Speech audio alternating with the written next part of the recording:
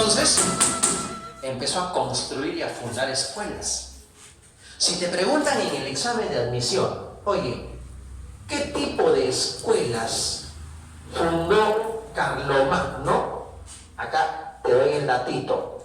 Escuelas carolingias. Fueron de 3 tipos las escuelas de Carlomagno. El primer tipo de escuela es una escuela llamada palatina. El segundo tipo de escuela es un tipo de escuela llamada conventual. Y el tercer tipo de escuela es la escuela parroquial. ¿Cuál es la diferencia, profesor? Una para cada clase social. La escuela palatina solo para la nobleza. La escuela conventual solo para el clero.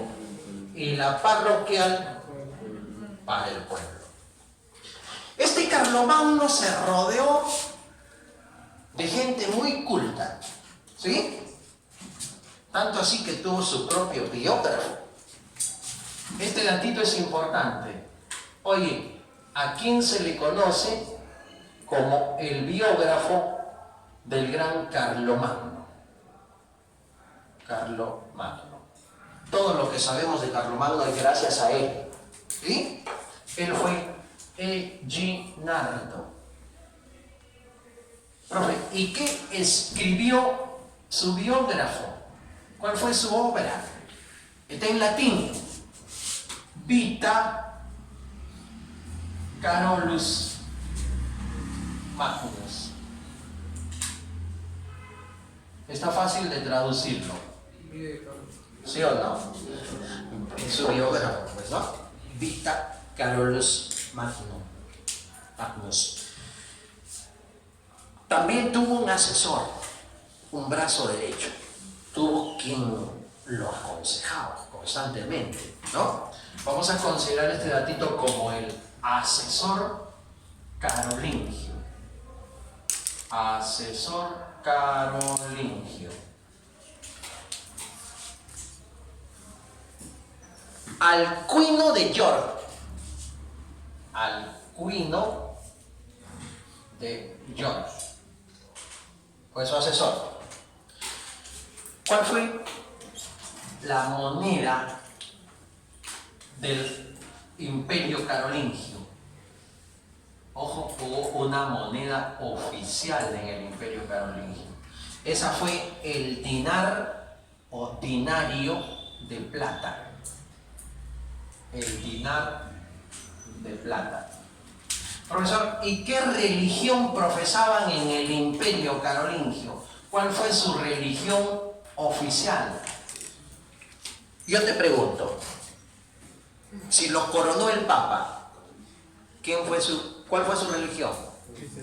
Claro, es más, Carlomagno es el defensor de la iglesia cristiana, ¿sí? El cristianismo. El cristianismo. Carlomagno se preocupó también de recopilar sus leyes, no solo los visigodos con el fuero juzgo, sino también, ojo acá, ¿cómo se llamaron las leyes carolingias? Fueron las famosas capitulares. Capitulares. ¿Cómo se organizó el territorio carolingio? ¿Cómo es que se organizó el territorio carolingio? Fue muy estratega Carlomagno. En las fronteras fundó provincias militares.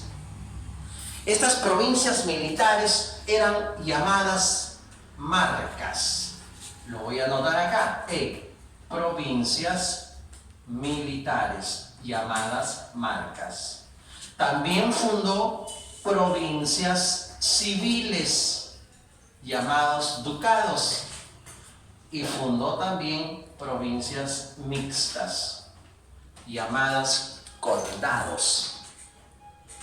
Y acá hay un asunto importante para entender. Ojo, militares, ¿cómo dije se llamaban? Las provincias militares. marcas. Las civiles, ducados. Y las mixtas, condados. Acá surgen los marqueses, los jefes de las provincias militares. Marqueses. Surgen los duques. Los duques son los jefes de las provincias militares. Y los condes. Estos son títulos de nobleza. Ser marqués, ser conde, ser duque es ser noble. Y recuerden ustedes, durante la Edad Media y la Edad Moderna, el título de nobleza te permitía tener una jerarquía social elevada. Si no, no tenías cargos públicos. Por eso, ¿cómo llega a su fin el imperio de Carlomagno? ¿Cómo llega a su fin? Es un imperio que no dura mucho. ¿Qué año lo coronaron, dije? ¿Qué año lo coronaron, dije? 800. ¿Sabes cuándo llega a su fin? El año 843. Ni 50 años duró el imperio. Pero es uno de los más importantes en la Edad Media. Nos lo pueden preguntar en el examen de admisión. Todos estos datitos representan la información compendiada de la Edad Media. ¿Qué ocurrió ese año, profesor? ¿Fue Carlomagno el que lo dividió? No. Ya se había muerto. Lo divide su hijo. La pregunta es, ¿por qué? Porque su hijo no tuvo la misma capacidad política, administrativa, de gobierno que Carlomagno. Entonces, vamos a ver acá que llega a su fin el año 843 con el llamado Tratado de Verdún. Tratado de Verdún. ¿Sí?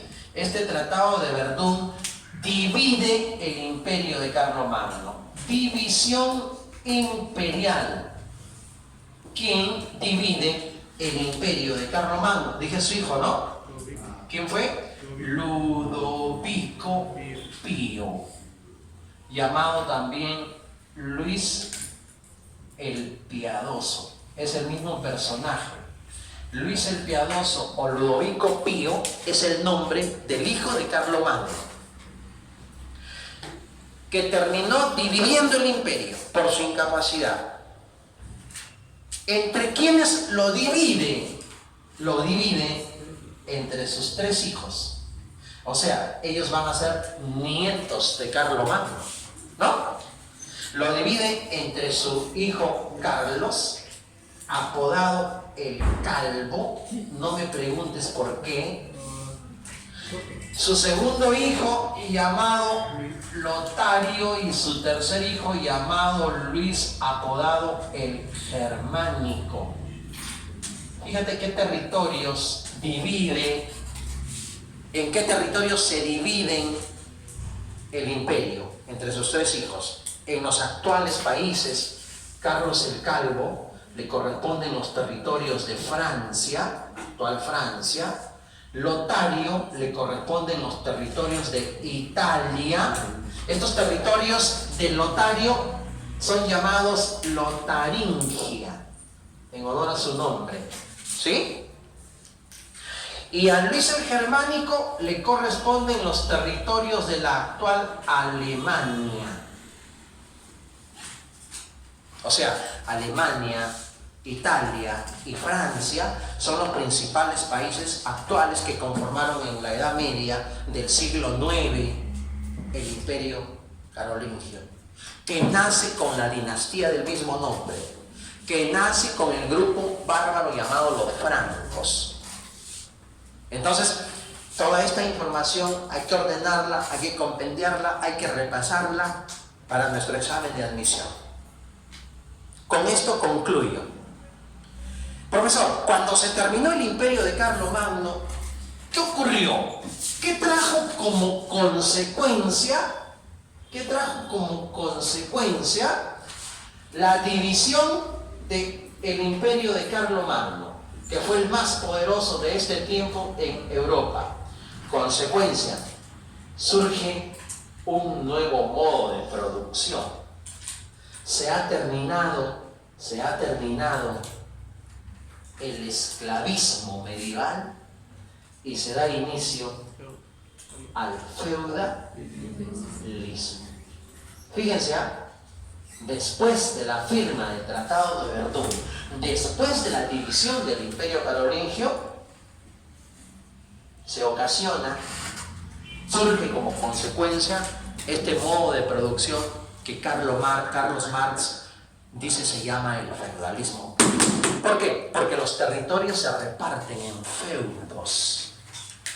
Y los antiguos nobles, marqueses, duques, condes, caballeros, se convierten en los señores feudales. Ya no es el principal elemento de poder y el principal elemento de grandeza, ya no es el esclavo de la edad antigua, es la tierra, es el feudo. ¿De acuerdo, chicos?